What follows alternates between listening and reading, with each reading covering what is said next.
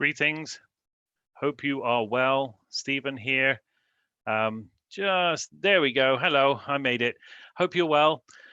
Here we are for our 6th repertoire workshop. And we're doing it a little differently today. I hope you've managed to join us, find us on YouTube or using our new link at the dunedinmusicsociety.org/live. If you're there, welcome. I'm pleased that you're there. And we're trying something new. This came about because of the telethon that we had last week on Friday night. What an amazing night. I was so thrilled with that. Almost seamless. And we certainly replaced the income that we would have lost, or we would have lost from the Dunedin Concert Band's spring concert on Friday night, as well as a couple of the other events. So very happy with that. It was a great time, great event. Hope you had a good time. It is now available on YouTube, over 120 views so far. So if you want to relive that telethon, it's there. We can still taking donations for the rest of this week. So go ahead and share it. Please don't be shy. Go ahead and share that link and tell people that we're still taking donations for that telethon. What else we got coming up? We've only got 2 more workshops after this one. Oh my goodness, the end is nigh. And we'll see what happens with that. Got a wonderful idea coming up for something either next month or the month after that. We're just not quite sure when we're going to get together again. So there we go. While you're here, by the way, please go ahead and hit that thumbs up button. Make sure you click subscribe as well, so that you are notified and stay in touch basically of all the new stuff that we put on YouTube. If you notice, we've got the last 5 workshops there. They're already on YouTube, and they've got like 0 or 1 or 2 or 3 views. And the reason is, although we had hundreds of views on the Facebook version, of course, when we then uploaded it to YouTube, it was brand new. But they're there. If you want to go back and listen to any of the last 5 workshops, they're on our YouTube channel. So make sure you watch those and share those as well. We're going to actually try and set ourselves a target. We got 3 more workshops, including this one today. Let's see if we can get any of them up to 1,000 views, because that would be awesome. If we can hit 1,000 views on any of these videos, then that would be quite an accomplishment, I think. So what have we got today? Today we have one of my top 5 favorite pieces of music ever in the world since I became a musician. This is one of my most favorite pieces of music. Now, it's long, so today we're just going to do a couple of the movements. All right, we're going to look at a couple of movements, but it's a piece by Sergei Rachmaninov, or Rachmaninov, depends on your pronunciation and if you're UK or US spelling, if it's a V or 2 Fs at the end. But Rachmaninov was a Russian, and at the end of the 1800s, well into the 1900s, started out obviously in Russia, was a pianist, did study composition and wrote some beautiful, beautiful pieces of music. But he never took himself, well, yes, he did take himself very seriously indeed. But he realized at the Russian Revolution of 1917 that in order for him to earn a decent living for him and his 2 girls, he decided to move to Finland and became a concert pianist, because he realized that that's what was wanted at that time, was performing. So he moved to Finland, later to Switzerland as well. This guy had massive hands. I don't know if you've seen the movie Shine. If you've seen that one with Jeffrey Rush, there's a scene in there with Jeffrey Gilgold where they find a cast of Rachmaninoff's hand, because his hands were so big, absolutely massive. And the opening of his 2nd piano concerto, you hear those chords, dum, boom, boom, boom. Well, he played them straight. He played them just absolutely plonk, plonk. Most pianists have to arpeggiate them. They have to go blum, boom, and then boom, boom, boom, because their fingers don't stretch. He had massive hands. I don't know how big they were, but most people's hand span doesn't stretch as much as his did. So fascinating. Anyway, he did a lot of composition and did more performing, ended up conducting as well. He realized Second World War that Europe was not a safe place to be, so he moved to Long Island in New York State. and ended up in an area where there are a lot of musicians and artists and all, just fellow Russians who had emigrated and ended up in the US. And he was on Long Island, and he wrote a couple more pieces. Unfortunately, they didn't go down too well. He got more depressed because he thought he was writing really beautiful music, and I think the problem was it was his fourth piano concerto, it was his second symphony, um, and there was a third piece that really flopped. One of the reasons is at that time in the 40s, late 30s, early 40s, everyone was into this new experimental stuff. So Stravinsky was very, very popular, and he was living out in California. Arnold Schoenberg, he's the guy who kind of invented the 12-tone system. So nothing tonal, nothing romantic, nothing tuneful. So Rachmaninov was completely out of his time, and people just were not interested in normal romantic tonal music anymore. So he got really, really depressed. He did write the Paganini variations, which again is up there in my favorites. Beautiful piece of music. And that did do very, very well. So he wrote one or two of the other pieces after that. They both flopped. He still decided to go ahead. He was performing, he was conducting, he was playing piano. He still went ahead in 1939 and wrote some dances. He called them the Fantastic Dances at first. Michael Fokine, the ballet dancer, he was living in Long Island in the same town, and they said, you know what? I've got 3 pieces of music I'm writing, and it would be great to have a ballet. So he in fact, he just wrote to Eugene Normandy down at the Philadelphia Orchestra and said they're working on this new ballet with Michael Fokine, and it just has to orchestrate it now. Well, unfortunately, between telling Eugene Normandy and telling Michael Fokine that this music was available, and he'd written it on the piano and he was just about to orchestrate it, unfortunately, Michael Fokine did pass away. So the ballet never got done. It was never turned into a ballet until the late 60s. He never saw it as a ballet. And he also changed it because he wanted to call it just dances, but realizing that it wasn't the dance music that was coming out in the late 30s, 40s, like the Cotton Club. He had to say something else. So he called it the Symphonic Dances because it's mostly for orchestra. Amazing story. So it was finished in the summer of 1940. The premiere took place in 1941 in January. Wasn't that well received. It was then played by the New York Philharmonic in December of 41, again, completely flopped. And everyone considered it his kind of stepchild, like, why did he bother? Which is such a shame because he thought this was his crowning pinnacle. In fact, because he was in the US now, and most people hadn't heard a lot of his music from when he was in Russia, he quotes himself a lot. He uses a lot of music throughout his life. There's a couple of pieces. There's one vocal piece, which is based on the liturgy, Russian Orthodox liturgy. And he just absolutely quotes himself note for note in the Symphonic Dances because it was outlawed. When the regime took over in 1917, that kind of Russian Orthodox liturgy music was banned. Basically, they were not allowed to play it. So he figured no one's going to hear this again, and he quotes that in the Symphonic Dances. Fortunately, in the last 30 years or so, 40 years, people are coming to realize that romantic tonal music is actually a good way to communicate emotions. This piece is one of the pinnacles of doing that. So the piece is seeing a revival. Most orchestras have played this at some point. I first played this, I believe I was 19 years old, and I played in the percussion section when we played this piece of music. Fell in love with it immediately. It was incredible. So I hope you're going to enjoy this piece. Now, we're actually going to the Dunedin Concert Band. This is scheduled soon, like really very soon indeed, to the extent that we hope we will actually get to perform it if the concert's not cancelled.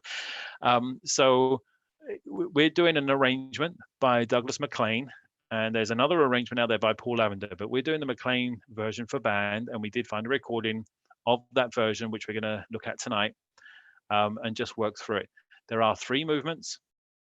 All 3 movements have the same structure. They are all ABA. That basically means you start with the first section, A, then you move to some different material, B, and then you go back to the first section again, and you kind of repeat it, maybe a little bit differently, not too expanded, maybe different orchestration, tempo, all that kind of such. So ABA, beginning, middle, beginning, if you want. That's the structure of all 3 dances. The second movement is generally slow and very smooth and facile, whereas the outer movements, the 2 movements we're going to look at today, there's a bit of both. There's a bit of upbeat rhythm going on, and there's some gentle stuff as well. All right, what else can I tell you about Rachmaninov? He met Tchaikovsky. He was influenced by Tchaikovsky, Rimsky-Korsakov, Balakirev, Mussorgsky, all those romantics, Russian romantics, my favorite kind of composers. But he studied with Taneyev, was one of his teachers. So with those romantic Russian composers mixed in with the modern techniques that were going on that Stravinsky was putting, and Schoenberg were putting out there, this is very colorful stuff. He wasn't frightened of experimenting, but he kept it very tonal. And I think that'll do, right? Because we're here to look at the music. So let me find the right link here. Okay, that's good. And I'm going to share that screen and the computer sound. And this week I'm going to let it play for a minute or 2 before I interrupt. I know the last couple of weeks we haven't gotten through a bar, which is kind of like what my lessons were like. Just a few notes. If I was even allowed to touch the timpani, for example, or anything, I spent 3 weeks one time actually learning how to sing the music before I could actually play the instrument. So, and I know I've done that. I'm sorry that if you found that offensive that I just started and immediately stopped. So we'll let it play for a bit first before we start analyzing. Okay, here we go.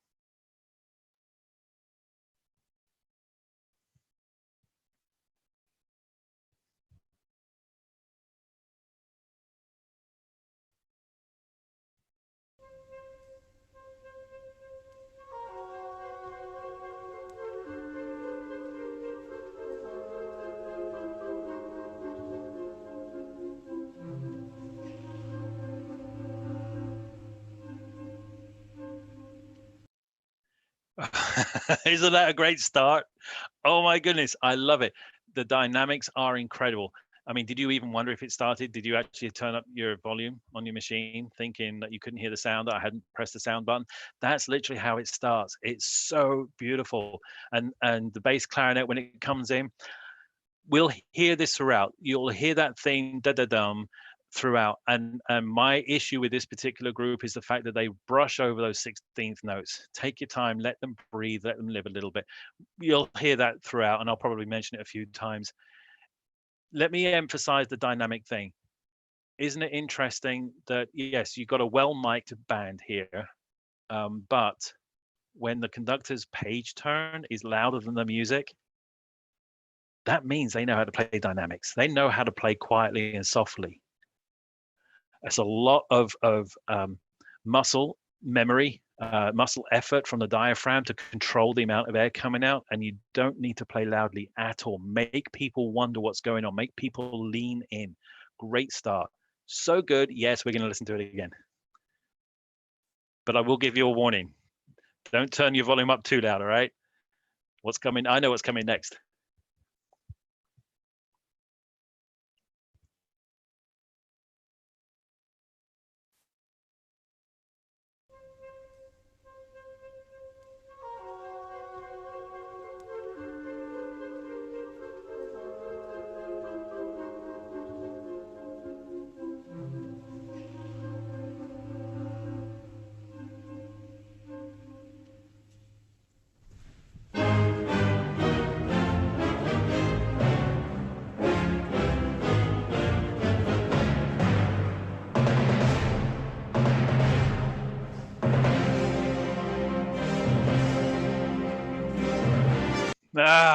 Yes, meaty stuff.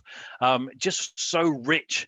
And we land somewhere. We've already landed somewhere, and we've got that driving, pulsating rhythm. Bum, bum, bum, bum, bum, bum, bum, bum, bum. And it is driving.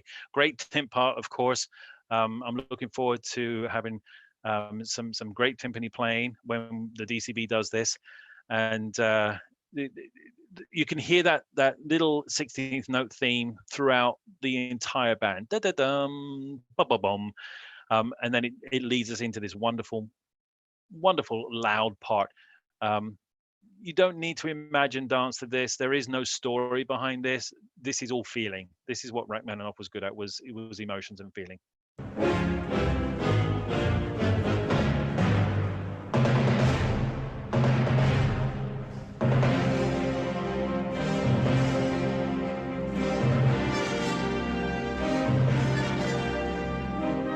Do you feel the breathing going on? Bum, bum, bum, bum. It's not in the score, but that's naturally how you play it. It's how it's orchestrated. And it's very effective. And then the trumpet's coming way above that. It's awesome. To me, he's rushing those 16th notes. Again, take your time on the 16th notes. Let them breathe.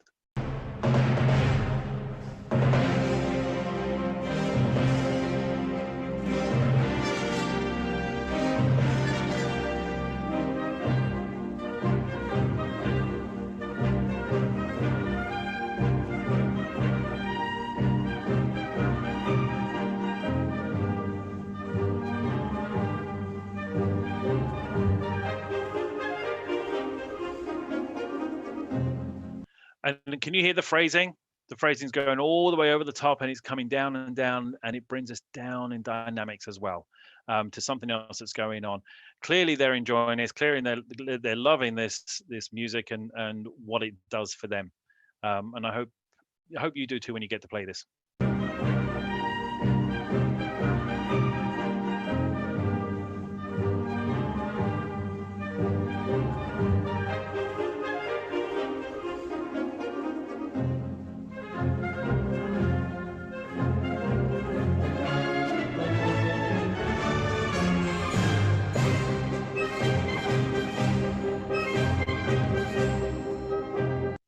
Great little ritardando there, where they're all together. Some of them looked at the conductor, some of them didn't. They didn't need to because they knew where it's going to happen. They felt it. They were listening.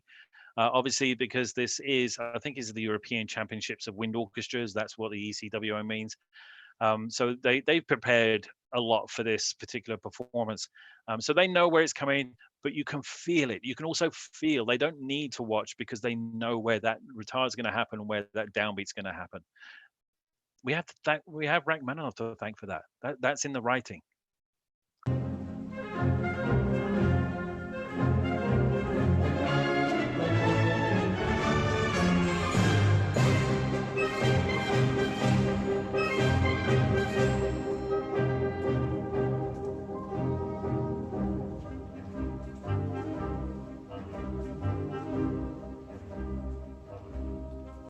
Make sure you can hear those bass clarinets and bassoons. Okay, you've got little things going on underneath the clarinets with your pumping rhythm there. You don't need to drown that out.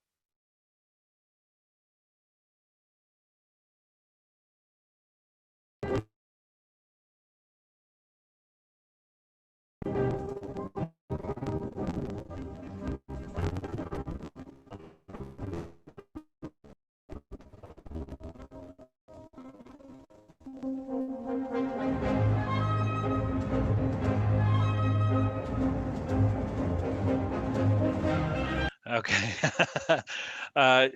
It's great stuff. Yes, we've got a wonderful contrabassoon here. I doubt whether the DCB will have a contrabassoon. If you know someone with a contra who wants to play with us later this year, then they are more than welcome to. But there's also bass clarinet going on here. There's also saxophone going on. But what you can barely hear in the background is the piano. This does include piano, and I don't know if you've noticed it. We've got a few string players going on as well. But that's just this particular arrangement. But it's great that everyone gets a chance at the melody. Love that.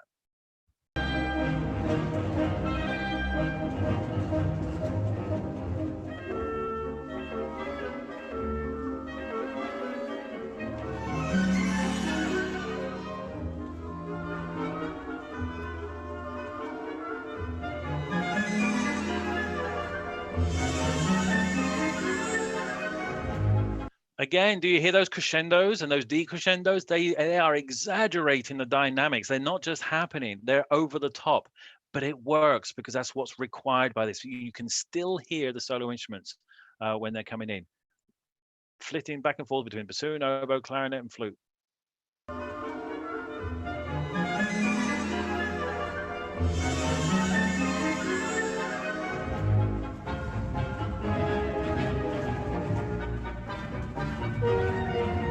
Yeah, they even have a double contrabass clarinet. It's over on the right-hand side there. It's actually an aluminium silver sticking above everybody else. It's not in the score, okay? It's just to give it some oomph.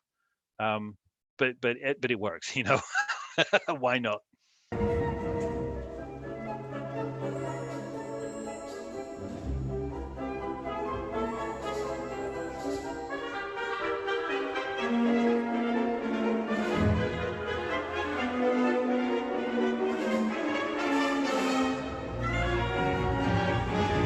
So in that last section, you've got the pulsing rhythm going on. Somebody somewhere's always got those eighth notes just pulsating away like clockwork.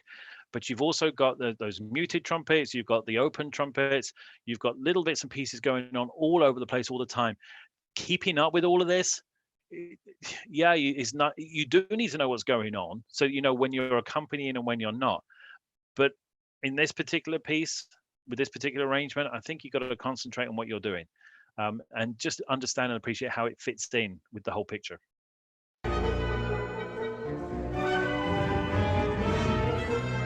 Again, everyone's playing their dynamic. We've got different dynamics going on at this point. Some of us are mezzo piano, mezzo forte, others are forte, others are even piano. So play what you've got written because that's how it makes the music fit together. I'm going to go back a little bit and listen to that. Listen for how everyone exaggerates what dynamics they have.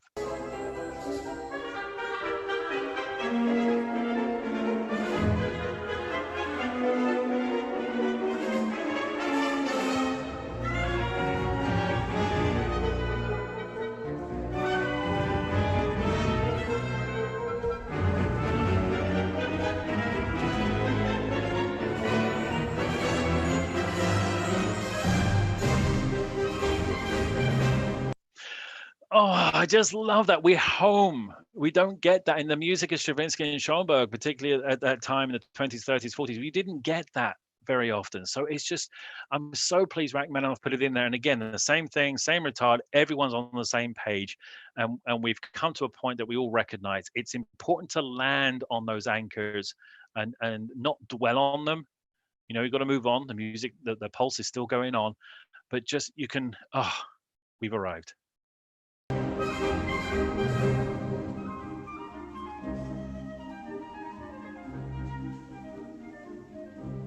Great job, clarinets. You're accompanying that flute solo. She's not overplaying. She shouldn't have to overplay. Okay, she's clearly just having a good time doing her thing, using the sheet music as reference, and she doesn't have to blast it out because the accompaniment is just plodding along behind because they know what their role is. Love that.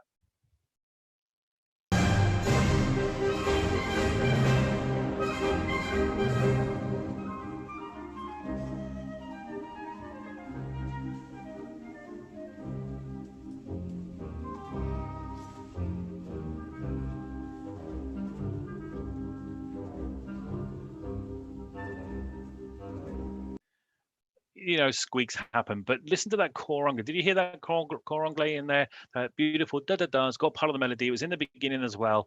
There's some beautiful, beautiful lines in the second movement. Everyone's got a part. Everyone's got. It's a big band. This is a big group. You don't have to be quite this big to play this piece of music, because the bigger the band, the harder it is to play quietly, so that you can hear all those little nuances that are going on. Well, you can tell we're coming up to something. We're only 3 minutes in, and it sounds like it's winding down. But is it?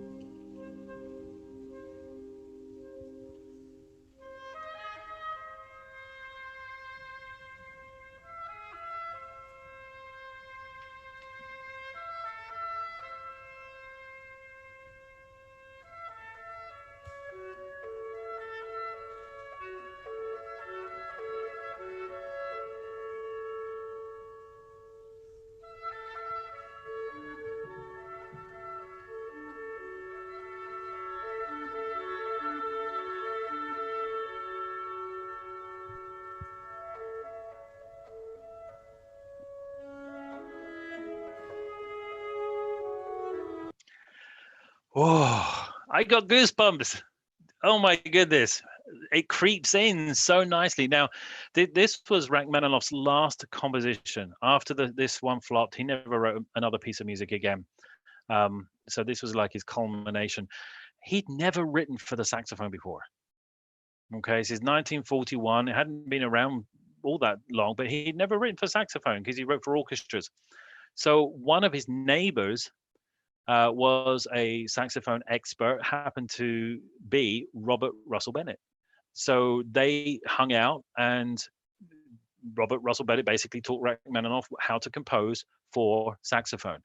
And we've got a beautiful, beautiful melody coming up here now. The saxophone is actually in the orchestral version. It's in the original, right? It's not just because it's a band.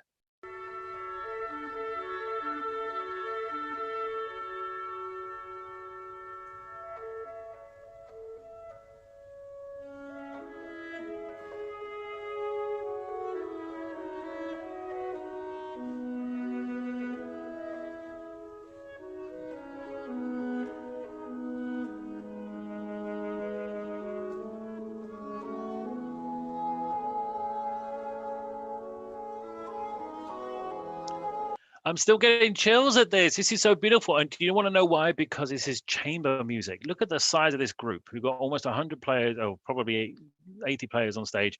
And yet they're playing like it's chamber music. And you can't resist looking around. That cellist, look at her. She's looking around. She's enjoying this as much as everyone else is. Because you had the saxophone, you had the clarinet, you had the bassoons and the cor anglais all just doing their thing together. Listening, working. I thought the breathing was great, the phrasing was great, and they were together at the same time.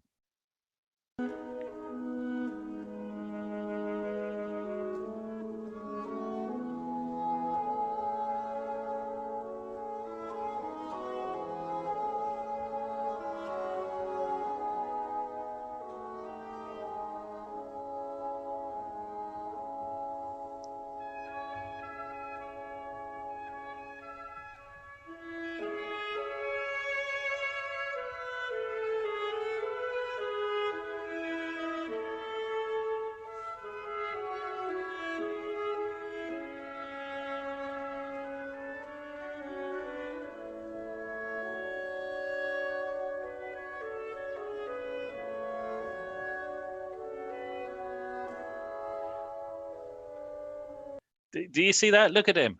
He's not watching the conductor. He is playing chamber music right there. He's communicating with the bassoon players, the cor anglais player, the oboe player, whatever's going on.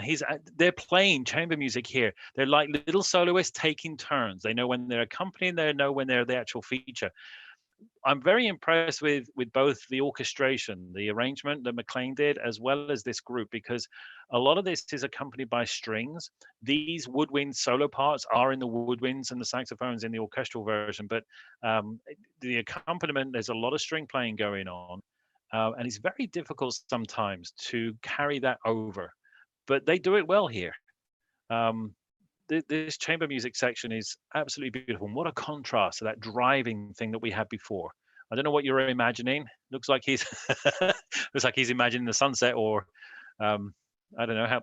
It doesn't look painful to him, but maybe a field somewhere out in some spring fields somewhere.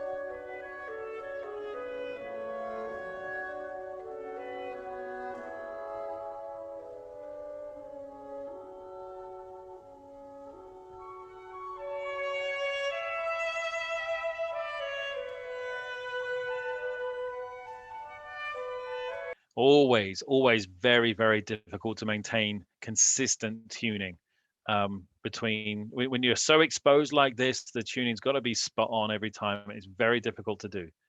She's doing a good job. They all are. At least when you're in playing chamber music like this, you can adjust slightly, but everyone's going to know. You can hear it.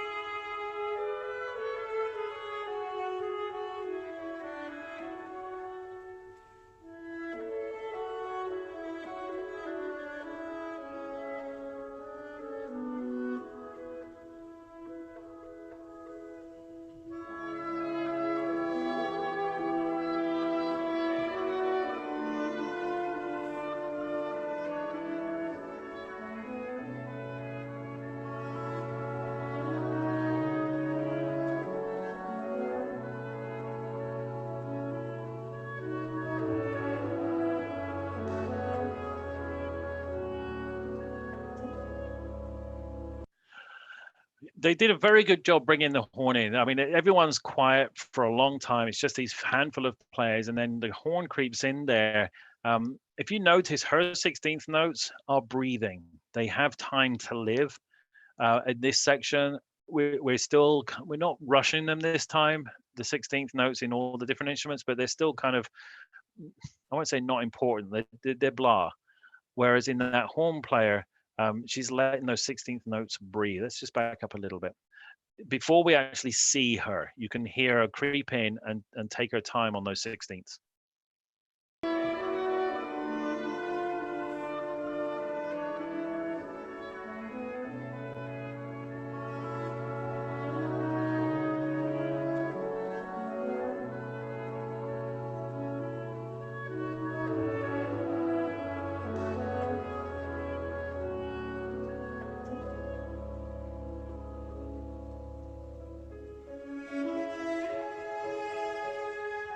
Okay, now we have cellos. Yes, in the concert band. It's in the score. We have cellos playing the melody.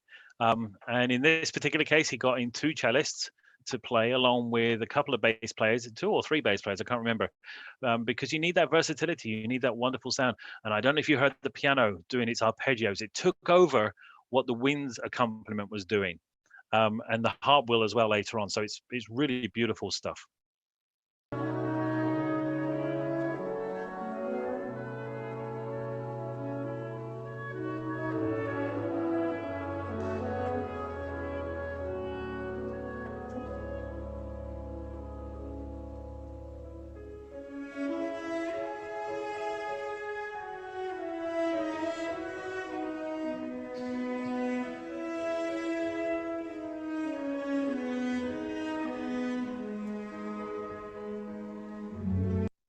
So the clarinets have the same tune as the cellos.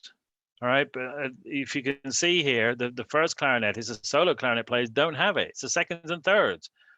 You'll constantly hear me saying that we need strong players on every single part. You should get used to playing different parts. If you want to play the same part every time, if you just want to play third or just want to play first, you know what? That doesn't make you grow as a musician. It doesn't help at all. It keeps you very, very limited. But if you swap around, if you get to play those other parts, then things like this will happen. You'll end up with a melody, even though you're not in the first part. It's important that strong parts, you know, in orchestras, you have the first and second violins. The traditional way of progression is that you start at the back of the seconds, work to the front, then you go to the back of the first and work to the front. And that's not how it should work. You start at the back of the seconds, you go to the back of the first. Then you go up to the middle of the seconds and then the middle of the first. Then you can go to the front of the seconds and the front of the first, because we need strong players on every single part. It's always worth swapping around and trying to play a different part. Makes life more exciting too.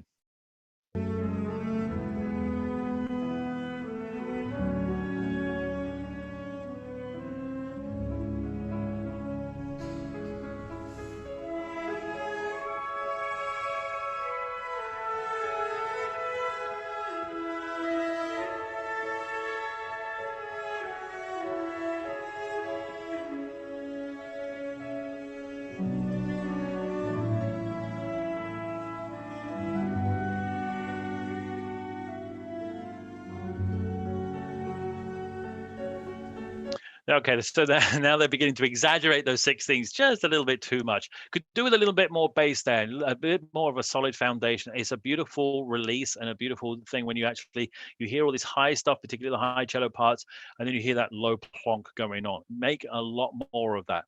The tuning was really, really good. I don't know if you heard that oboe coming in, sitting on top of everything, and everyone else kept going with what they were doing, and they just sat there, and it crept in because it was so in tune. Good job.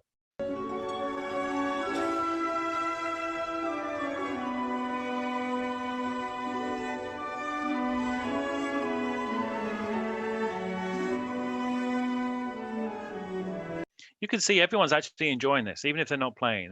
They may be counting rests, they may not be. I hope they are. Or they've learned the music so well that they don't need to count the rest. They can hear when their parts coming in. But we're building.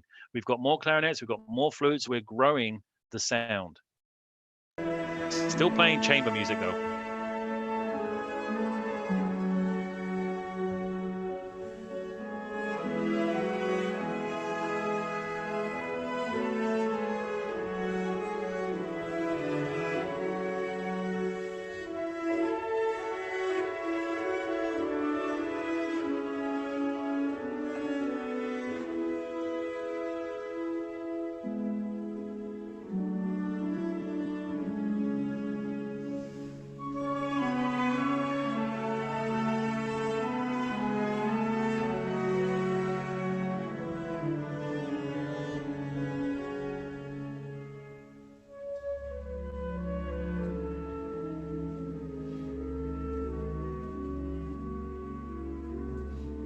Again, those dynamics are exaggerated.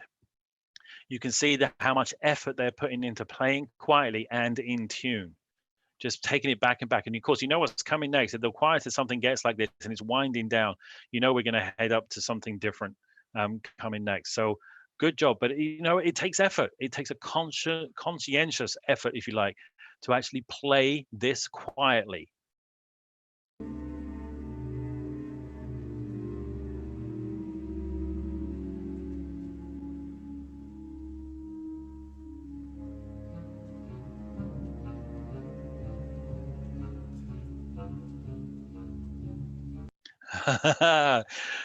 Well done, bass clarinet. So we're obviously moving into something different. The bass clarinet is introducing it to us. You see that contrabass there next to it? Fabulous instrument. That one looks quite old. This is the opposite from what we've said before. You know how we always say the high notes take care of themselves? That is so true. And you've heard it several times in several of these workshops. In this particular instance, with this particular instrument, it's the low notes that are going to sound. It's built to be low. So when you're in the low register, if you're in the high register, same thing. The high notes will take care of themselves. But when you're in the low register, he's jumping from a higher note to a lower note. Those lower notes are much more forceful. Got to take care of the higher ones in this particular instance so we can hear those of equal impact.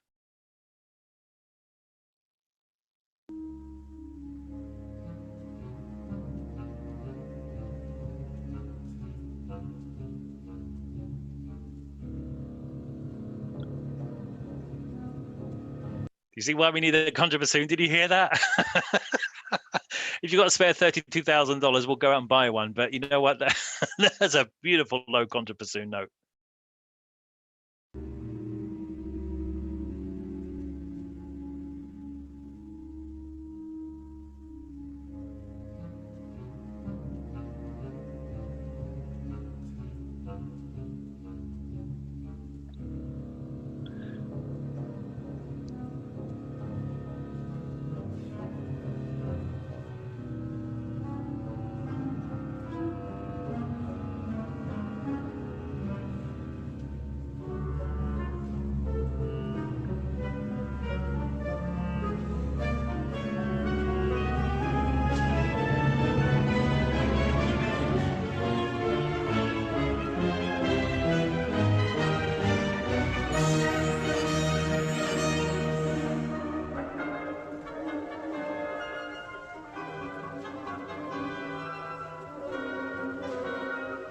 Okay, so the conductor's got a microphone right in front of him and it's picking up his page turns. It's getting very annoying.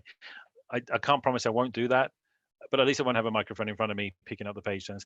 We got some new stuff going on here, but again, it didn't go where we thought it was.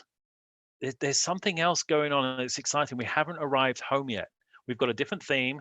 This is clearly a transitional passage between the B section that we just heard and when we're coming back to the A section again. It's intriguing. I love it. It's just like, oh, what's going on? Where are we?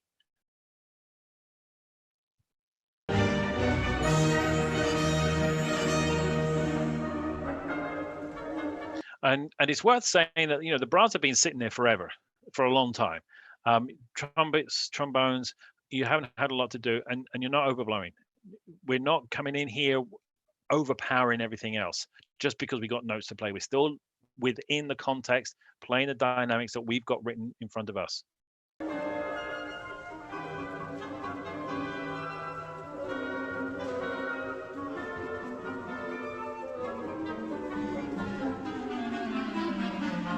Yes, good.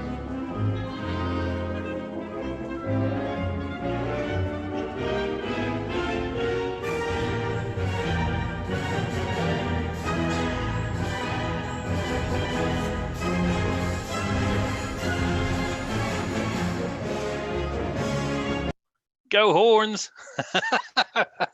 Did you hear that? I was just about to say this. So the brass are very well balanced. There's no soloist. There's no particular one instrument that's overplaying everybody else that you can specifically hear them. They're keeping it very well balanced indeed.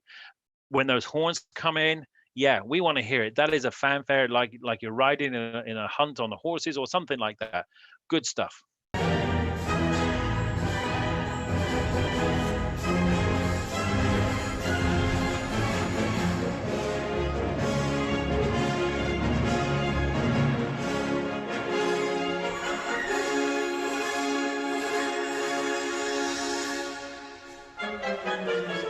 Okay, so they took advantage of the acoustic of this venue. They let that note disappear before they continued.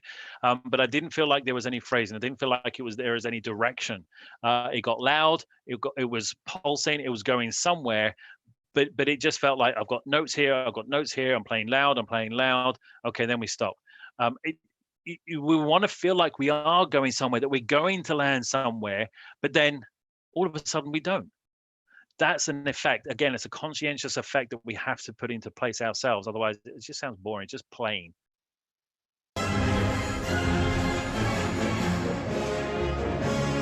We're building. Keep going. Where are we going? Oh. And now we're back to the beginning.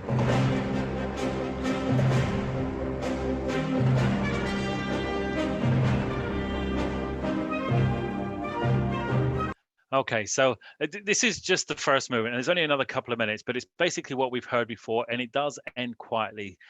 So what I thought we could do now is just we could spend 10 minutes. I mean, it's 7:45 already. Obviously, going to be a long night tonight. I'm debating whether or not to play the whole thing for you. To be honest with you, because these two movements are 26 minutes long on this particular video, I figured you could listen to the whole thing yourselves later. Okay, in your own time.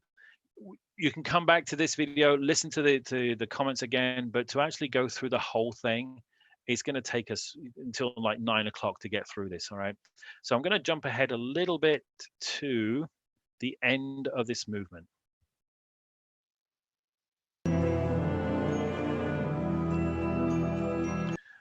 Yeah.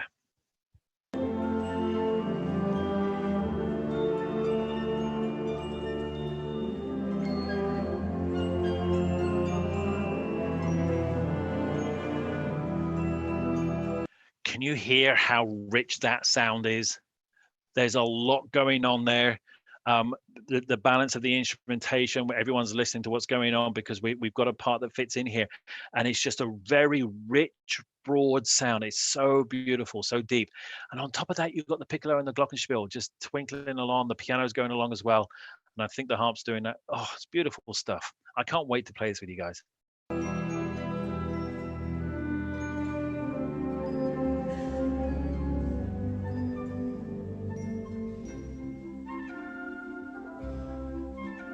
Then we spoil it by rushing those 16th notes. Don't rush them. Don't delay them. Don't make them late. But it's just like, please.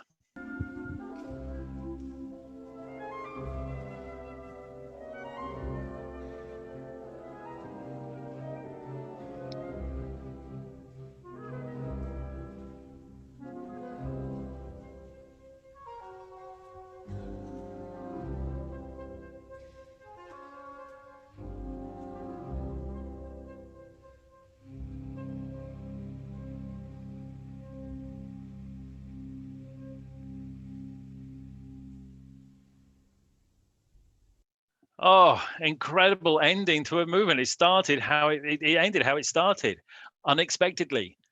Just wound down and down. And I don't know if you caught that last chord, the accompanying chord. It there was no punch, there was no accent. It crept in really very quickly together at the same time. And then we faded out. Did you see that left hand and the conductor go down? Faded it out. I just want to listen to that again.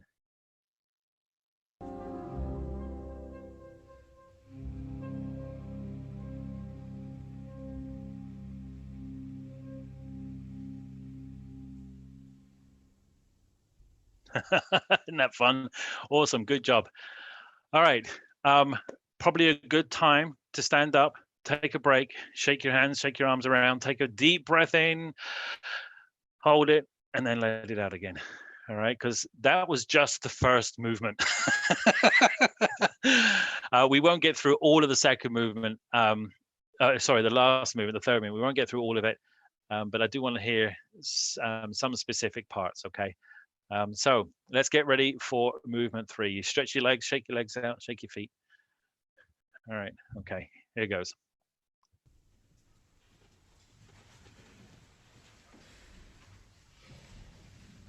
And before before they play, yes, the DCB.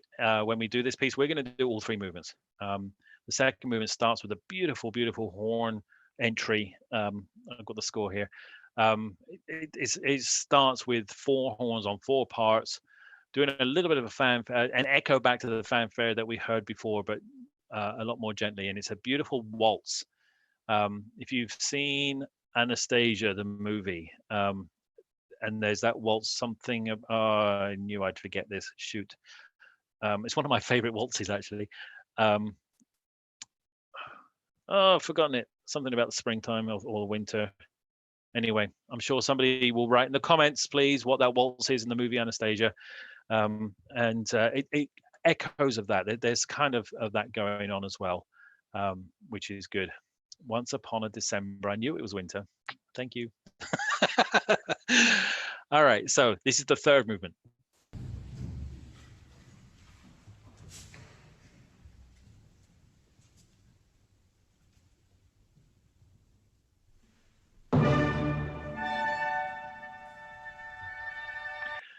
Okay, what went on there?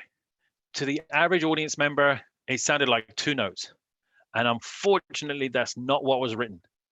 Boom, ding. No, that's not what's in the score. It's boom, da-ga-dan. And again, they just brush over the 16th notes. They don't let them live. All right, every single note is worth. It was there for a reason. All right, we want to hear them.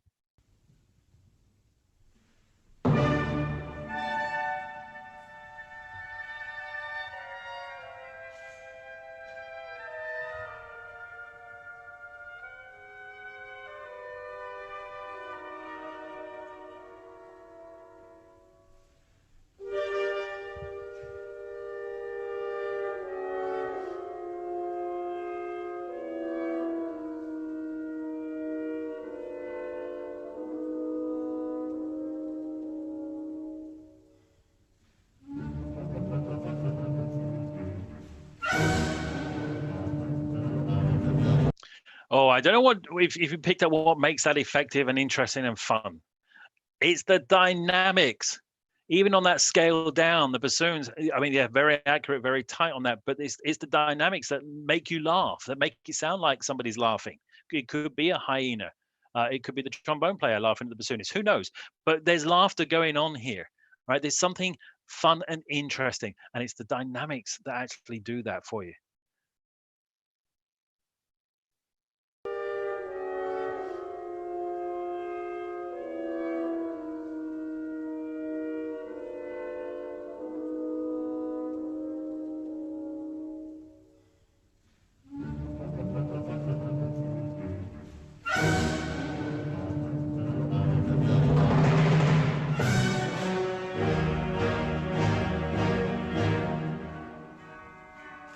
Those big crash chords can be even bigger. Go for them. Just blast them out there because we need that contrast.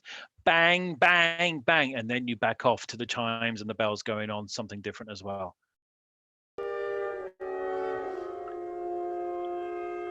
I went back this far because I wanted you to hear that. I'm not sure how clear it was, but when the bassoons do their first run down, their first scale down, again, another reason why we practice scales, they're doing a crescendo. And then it kind of kicks off the cellos and the basses and the baritones and the saxophone, all that kind of stuff to to finish the phrase. But it's kicked off by the bassoons doing that crescendo, that slight crescendo.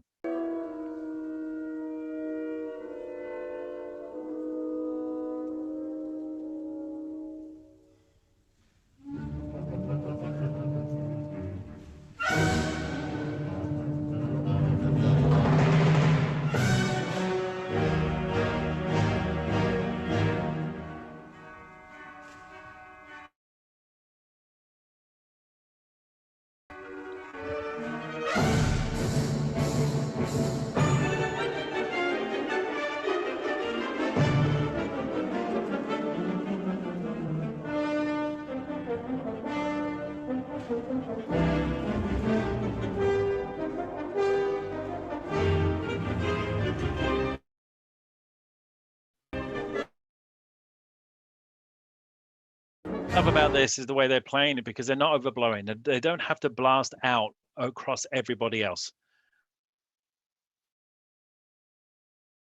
There's enough support from the diaphragm that they can produce the sound. It's not overpowering. It's not triple F at this point. It's not even double F, I don't think, at this point. But they don't have to overblow everybody else. They don't have to make themselves heard. They're just plain strong, and I like that.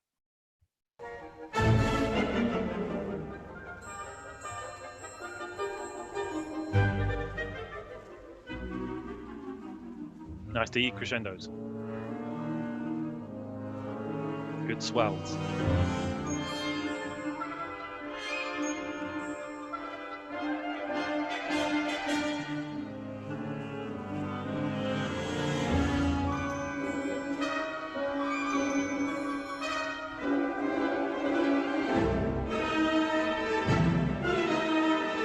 It's worth at that point, when you come in with that melody, to remember that you are imitating an orchestral sound, almost an organ.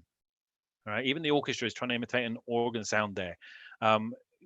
Get out the head of having to breathe and all that kind of thing, which all players have to do, whether it's string or wind or whatever.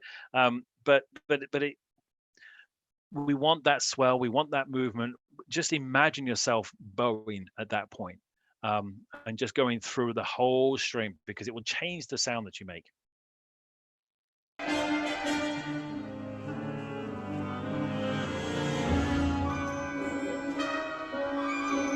Right here.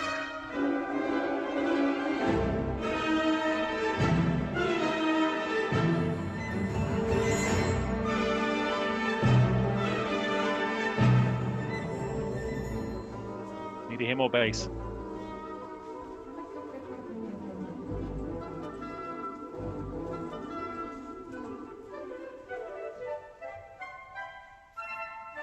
And again, with that hemiola going on there and those syncopated rhythms, they just ran through them, which is great. They know them so well.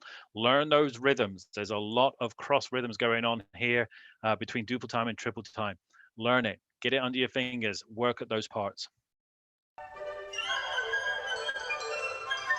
Because, okay, and that's what happens. Xylophone completely out with the piccolo. They're not together.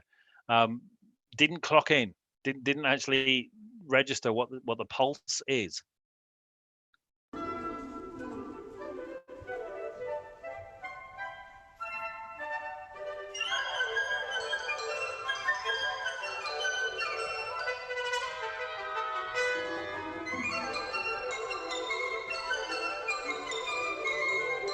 The tuning between the flute and piccolo is awesome. Well done.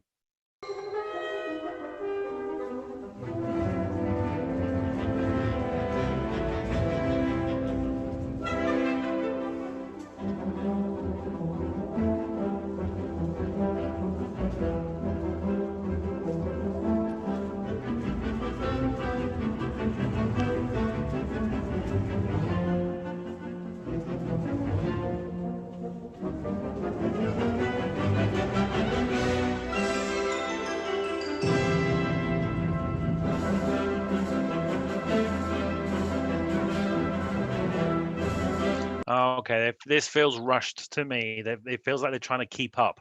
You can take your time on this. Excuse me. Some of the orchestral versions, it's quite a bit slower here. It doesn't need to be really slow, but this does feel rushed to me. And it can also be a little more gentle. It's a little bit too forceful. Later on, the same theme comes back. Yes, absolutely. But here it's been introduced to us. We're still learning what it's like, still experiencing this new theme.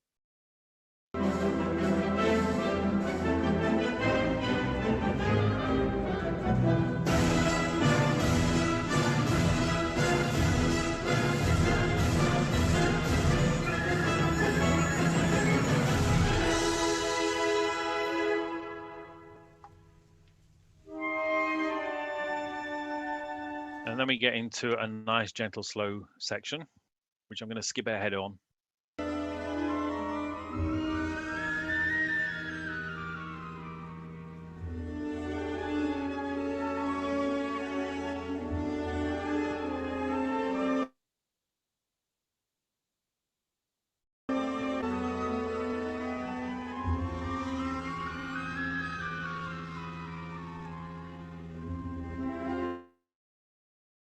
everything here. We've got absolutely everything going on. We've got the dynamics, being exaggerated, particularly in the swells, the crescendos, decrescendos. We've got chamber music going on. We've got the long melodic lines. We've got the swells going on, and we've got the little accompaniment, the long notes in the accompaniment going along. This is good stuff. And they are playing it well. They're contrasting because they're aware of what's going on. They're aware of how their part fits into the whole.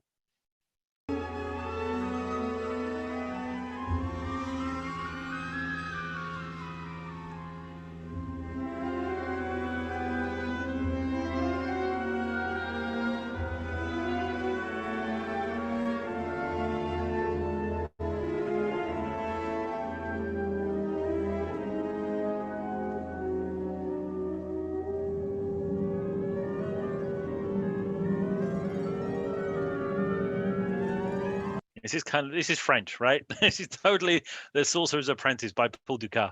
This is what's going on. We've got another transition going on here, something beautiful. And again, nobody's overplaying. They want to hear those harp glisses, so they back off so that we can hear them. Even though we've got moving parts, doesn't mean to say just because you've got a moving part doesn't mean to say you've actually got the main thing we want to hear, even if it is the melody.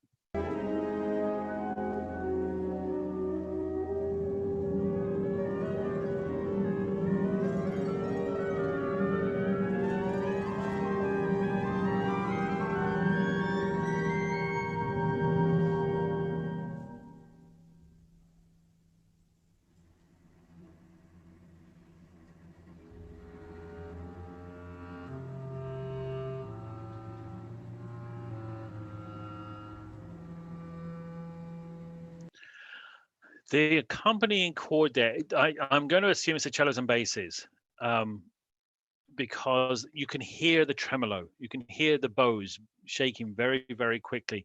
I'm not entirely sure when he was looking over that side of the band what wind instruments would be able to get that effect quite so well. So I'm going to assume that's a string, but it's creepy, isn't it? I love that bass clarinet part.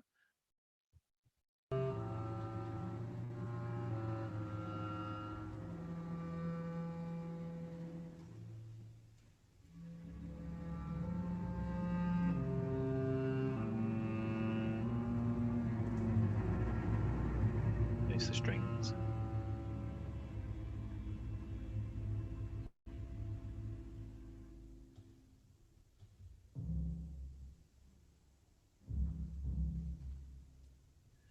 That's tough to get together. That's the basses and the timpani. That's real tough to get together, particularly when you're on opposite sides of the group.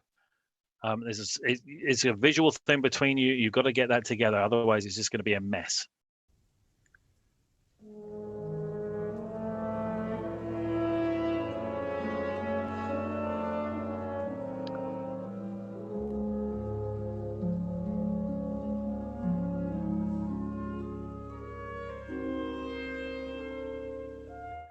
Okay, and we end up in a nice, beautiful section.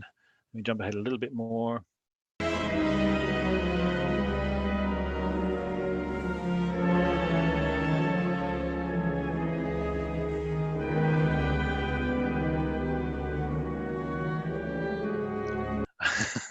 It's nice watching some conductors. I don't like critiquing conductors, but he's doing a great job here. I just don't think this is as happy as he's making it out to be. To me, these are sighs. These are painful, deep, emotional sighs going on, and they're playing them very well. I'm not sure the smiling's helping.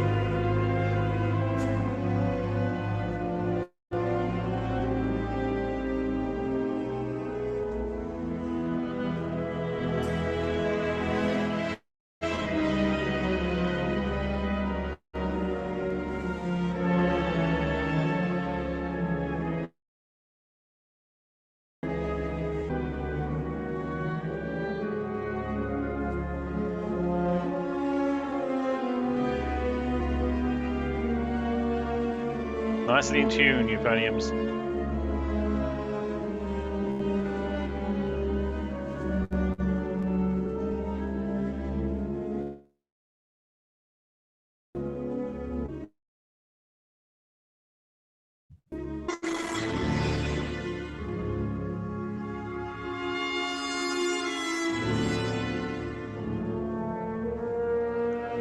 And then that repeats again a couple of times. The end of this section is it winds down as we expect it to and leads back into the A section. Let me see if we can jump ahead a little bit more.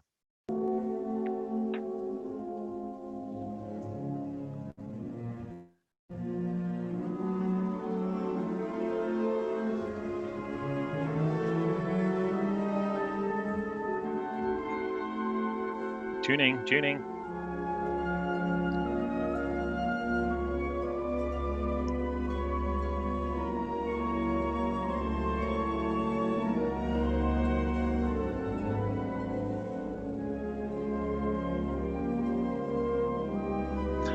Have you noticed the breathing patterns? Okay, this is a very long phrase, and everyone is able to control their breath with their diaphragm, so they're not expending too much air. That means the phrase can keep going, and people are dropping out at different places because there's multiple players on a part. They're dropping out in the middle of a phrase, so that they can take a breath and creep back in again and continue keep the phrase going. It's very well done. I don't know how planned that was or how specified.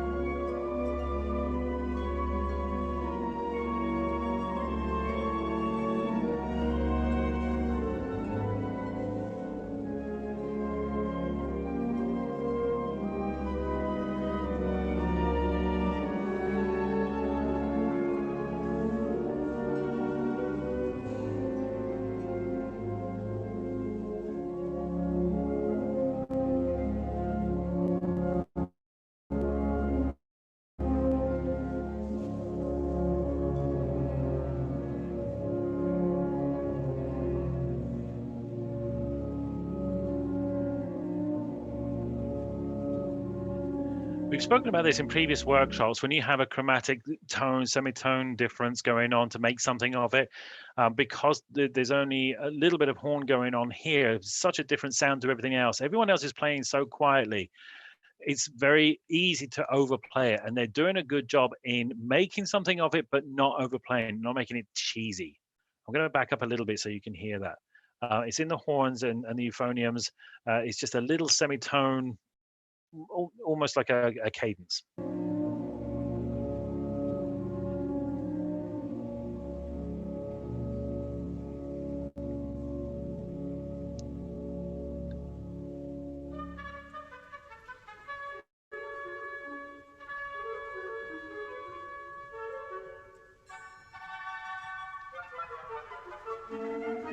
See how exposed that is? Got to get it right. Got to get it together.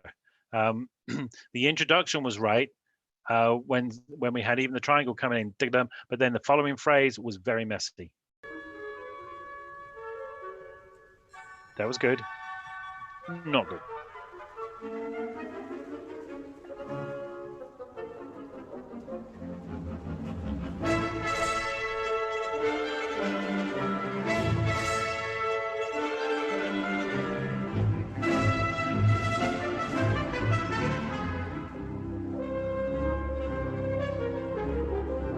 Yeah, go horns.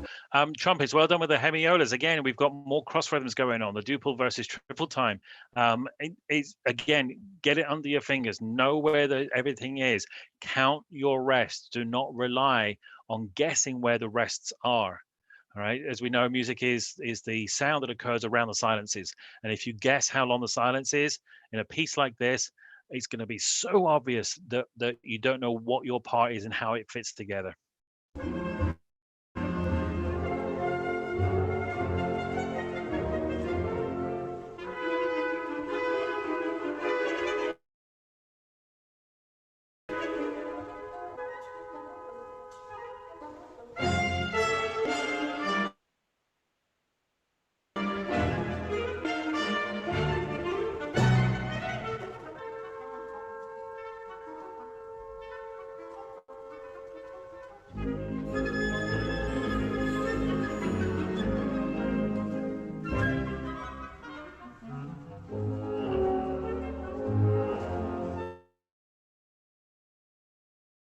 Yeah.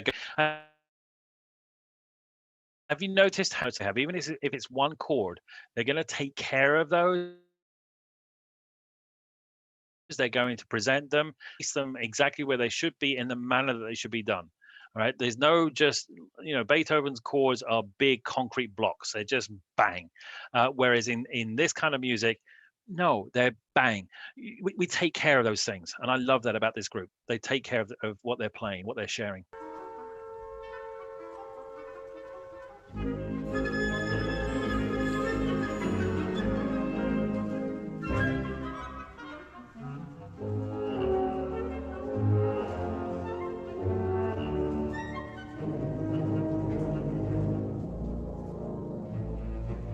Nice.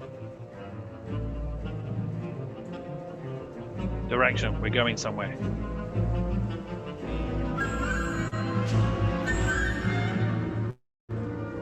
Still going.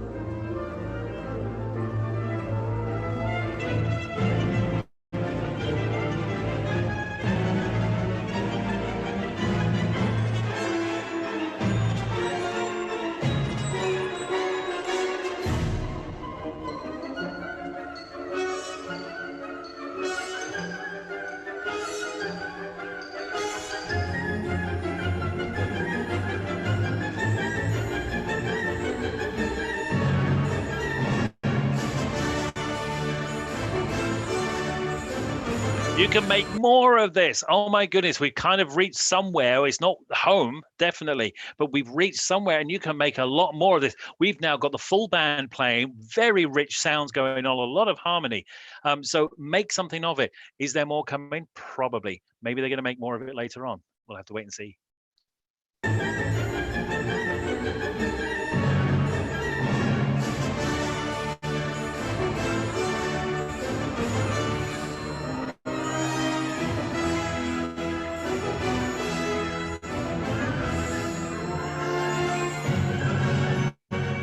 Go for it.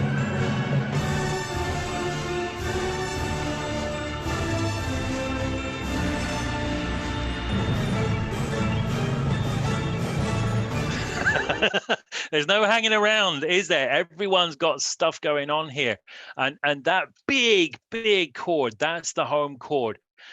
Again, like we've said before, imagine an organ with lots of pedals and lots of manuals, and you just plonk your arms down on all the manuals, and you have as many pedals as you can get. Just this massive sound going on. Okay, again, controlling the amount of air that comes out. Can't be blasé about this. Can't be easy. This isn't easy stuff. But it's not easy music. It's out there. Oh, listen to it again. I got chills.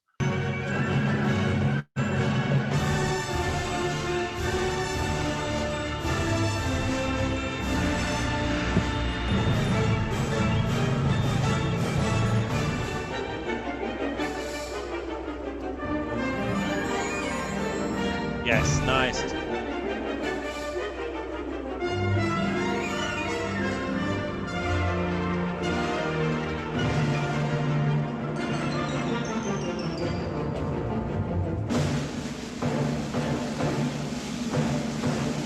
And here comes probably the most beautiful piece in the tune melody in the whole piece of music, right? We haven't heard this before.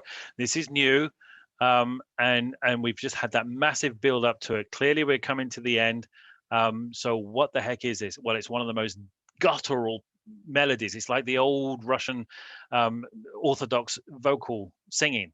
The old Orthodox churches is very deep, very guttural singing that they do. And we've got that right here.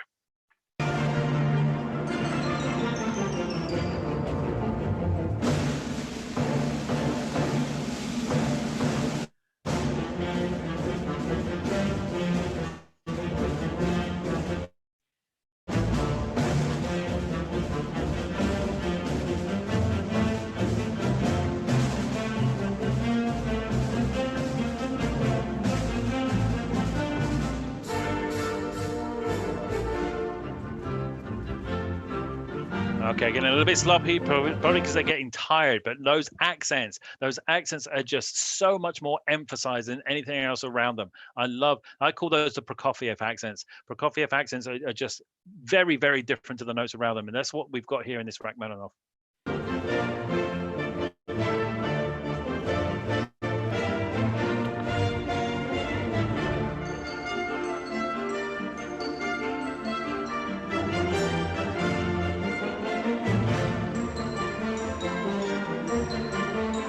We've got so many things going on here. Can you keep up? This is worth going back and listening to. You're about 24, 25 minutes in. There is a lot going on. Melodies, counter melodies, harmonies, harmonic melodies. It's good stuff.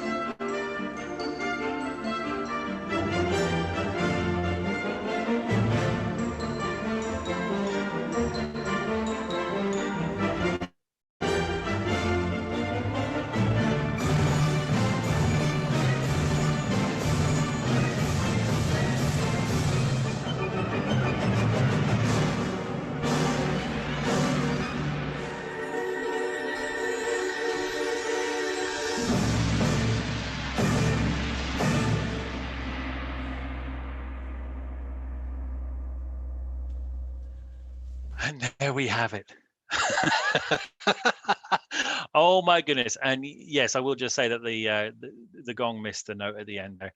But that doesn't distract from the whole thing. What an incredible piece of music! I wish we could listen to number one, the second movement, number two, the whole thing all the way through. In fact, I'm going to go grab a bite to eat now, and I'm going to sit and listen to the whole thing all the way through because it's absolutely beautiful. There's nothing wrong with you going and listening to an orchestral version. Okay, try and find Berlin Philharmonic, London Symphony, Philadelphia Orchestra, one of the big orchestras out there. Find their recording on YouTube or on Spotify, whatever you use, and listen to the whole thing because it is really beautiful. And I really can't wait. Yeah, I know we've had a bit of a break so far, and are we up for it? I think we can get there. We got 10 weeks of rehearsals before this piece of music. So assuming that we can actually have our concert later this year, or one of them, then this is going to be absolutely fabulous. Really very excited about this. Now, what comments and questions do we have? If you've had any comments, I hope you've been posting them in the YouTube channel. Bev, have you managed to keep an eye on that? Is anything going on over there? Yep, we have one question from Ginny wanting to know, are those trumpets next to the trombones? If so, what type? Okay, well, we've got both trumpets and cornets going on. The score does call for both. So we have like 4 trumpets, and I think they're trumpets in C. Now, this is a European group. They are from Germany or Austria. I think they're Germany. So I'm not quite sure what make and model they are, but yeah, they do have trumpets and cornets, which are a little bit more of a wider bore on the cornets as a mellower sound next to the trombones. And of course, in front of the trombones is where the euphoniums are as well. Cool. Was that it? Was that the only question we had? Yeah, that's it. All right, cool. Well, folks, I hope you've enjoyed this. What are we doing next week, Bev? I know we've only got 2 more. What's next week? Next week is the concert for trumpets. Oh, the concerto for trumpet. Yes. Yes. Oh my goodness. So this was one piece that we were going to be playing in our spring concert. Another Russian piece. Oh my goodness, why we got so many Russian pieces that we're doing in these workshops. But yeah, well, actually Armenian, Georgian. So the concerto for trumpet by Aratuni next week. That's going to be a fun one as well. Please do go and give this a thumbs up. Thanks for sticking out to the end here, but give us a thumbs up on this video and share it so we can actually hit our target of all those likes that we want. Make sure you are subscribed to this channel. We're going to be using this channel a lot more from now on. So there's going to be active stuff here. Make sure we are here next week. Oh, the other thing is that if you want your band, because I know we got a lot of people from other bands listening to these workshops, if you want your band featured in one of these workshops, get in touch with us. You can send an email via our website at dunedinmusicsociety.org, on Facebook, wherever. Here's something interesting that happened this week. I posted on my own page, conductor.stephen P. Brown, on Facebook, a post about the fact that we have 3 community orchestras and 7 community bands that I know of in this county, in just this part of Tampa Bay. And I asked people how many they had in their area.